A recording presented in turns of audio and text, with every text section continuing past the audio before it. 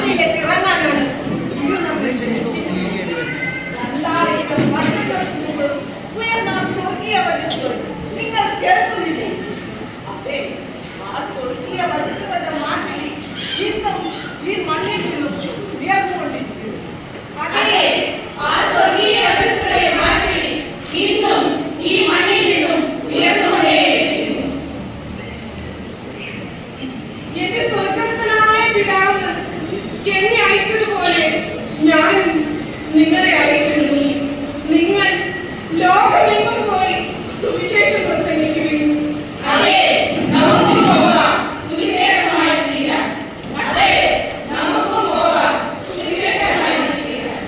സത്യത്തിൽ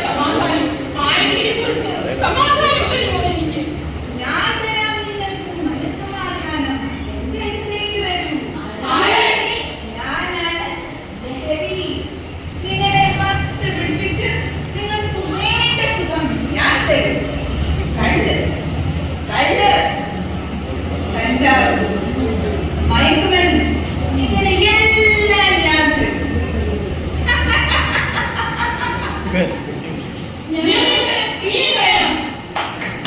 പക്ഷേ കാശ് വേണം, കാശ്. കാശോ?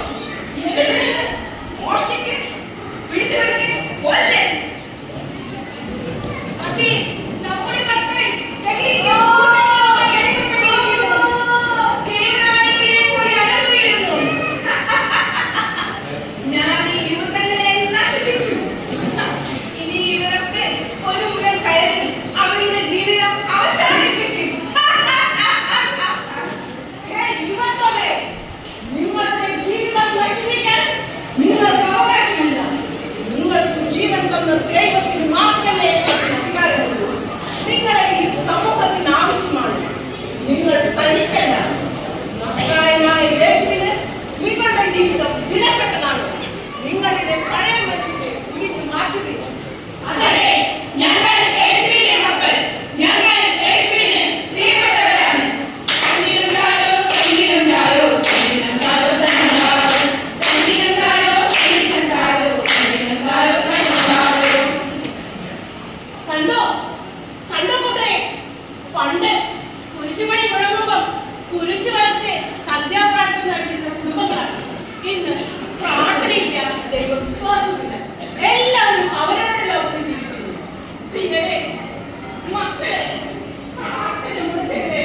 ദൈവത്തെയും മറന്ന് ജീവിക്കരുത്. ഈ ലോക ജീവിത സുഖങ്ങൾ ക്ഷണികമാണ്.